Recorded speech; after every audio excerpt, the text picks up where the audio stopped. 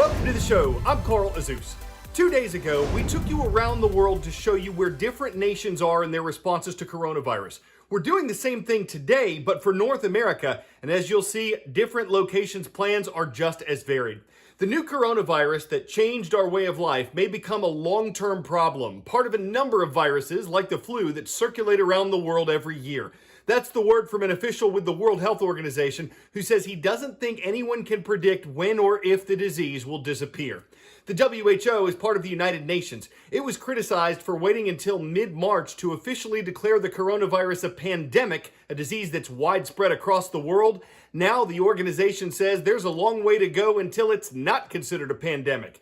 The shutdowns and closures related to the disease are increasingly being lifted, and there's hope in the efforts being made around the world to find ways to treat, cure, and prevent the disease. According to Johns Hopkins University, there have been more than 83,000 deaths linked to coronavirus in the United States, but there have been hundreds of thousands of recoveries as well. In terms of supplies, equipment, and beds available, many hospitals have become better prepared to help coronavirus patients. But just as their numbers aren't spread evenly across the country, state plans differ as well.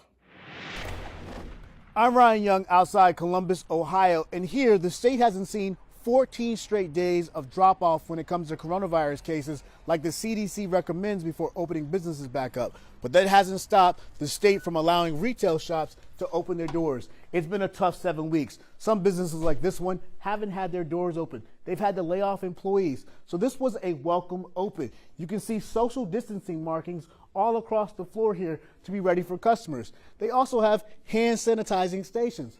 This doesn't stop just here. Across the state, they're getting ready for more openings. On Friday, we know restaurants will be allowed to do outdoor seating.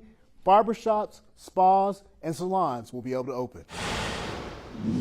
I'm Diane Gallagher in Atlanta. Wholesale beef prices have hit the highest levels ever recorded, according to the USDA. And as the country reopens, meaning restaurants are too, an already struggling industry is now facing new challenges.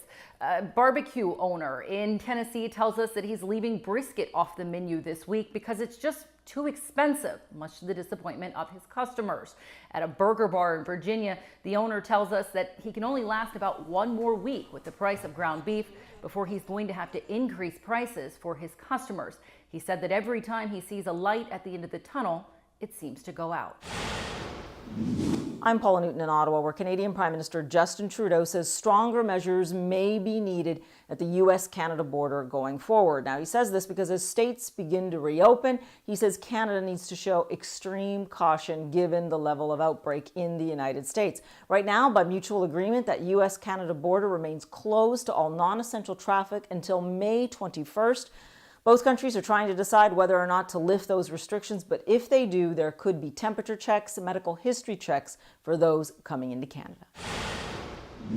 I'm Erica Hill in New York, where the Broadway League has announced theaters in this city will remain closed through at least September 6th. This impacts 31 Broadway productions. 8 of those were new shows in development. Broadway theaters shut down on March 12th after an usher for 2 shows tested positive for the virus. As for the city itself, New York City Mayor Bill de Blasio says we are still weeks away from reopening. The first chance to look at doing something differently would come in June, but only if there are indicators of consistent progress.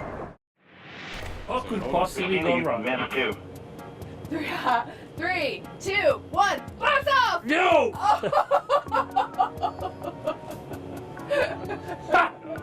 We had a jet already.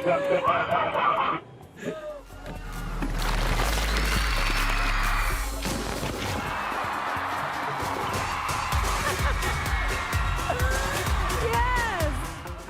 Wow, good thing we have goggles. Oh no! Oh no! Oh no! I can't see them! I can't see them! Oh! You've been slimed. Whoa! Uh-oh. We've got a getaway slime.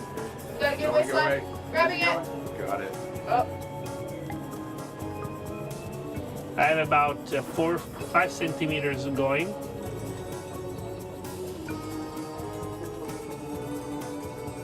Oh no! Oh wow! That is so awesome! Don't get too close. Or you ready to move back? Yep. Okay. Here it comes. Wow. Houston, we have a slime bomb. Okay, that's Well neat. done. It is a perfect sphere. I think we should keep our little friend, the slime ball, around. Yeah. We should give it a name. We just need to have a slime sitter. Someone to watch it, care for it. 10-second trivia. What was the only U.S. battleship to get underway during the Japanese attack on Pearl Harbor in 1941? USS California, West Virginia, Nevada, or Oklahoma? The USS Nevada was the only battleship to start moving, though it was hit by a torpedo and multiple bombs. That's why the crew intentionally ran the USS Nevada aground to save the ship. But its survival is only part of the reason why this was known as the unsinkable battleship. The USS Nevada was commissioned in 1916 and served in World War I. After the Pearl Harbor attack more than 2 decades later, the ship was repaired and sailed to Europe, where it took part in the D-Day landings of World War II.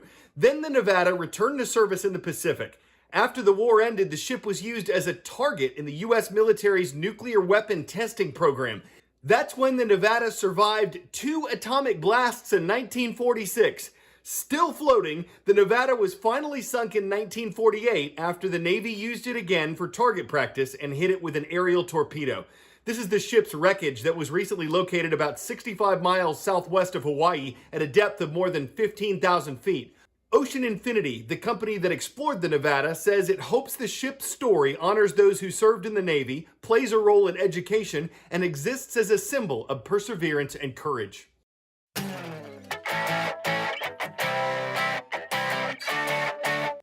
You high school seniors are a symbol of perseverance and courage. In so many cases, you've had to trade events like prom, senior trips, and graduation ceremonies in front of families and friends for virtual graduations and a lot of social distancing.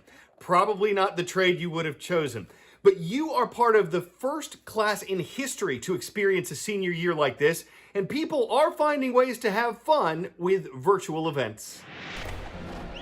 Lucky me, I'll always have my blurry old graduation photos oblivious to social distancing, tickling a fellow grad with a tassel. But now, what a hassle. Class of 2020, what is up? A pandemic is what's up, instead of caps tossed and celebrations on stage. Flesh and blood grads are being replaced. Emily Kristen Allen. By pictures. You barely have to get dressed for a commencement address. I'm at home, you're at home. Pharrell Williams once sang, "Happiness is the truth." But now graduates have to be happy with a video commencement. The most famous celebrity to suffer from the virus told grads at Ohio's Wright State, "You started in the olden times and the world back before the great pandemic of 2020. You have finished Wright State during the Great Reset." But leave it to Oprah, appearing on John Krasinski's Some Good News, to find the literal silver lining in a dark cloud. When it's really dark and dreary on the ground, and then you get in the plane, and within 3 minutes you shoot above the clouds, and you see the sun was always there.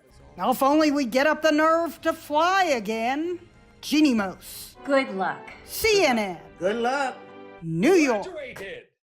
So with all the pomp that circumstances permit when it comes to the class of 2020's commencement, there's no sweating in the sun nor live cheering from a crowd, but history's being made and your families are still proud. So with caps and gowns down but computer screens flipped up, we wish you all congrats and more than virtual luck. God bless the class of 2020.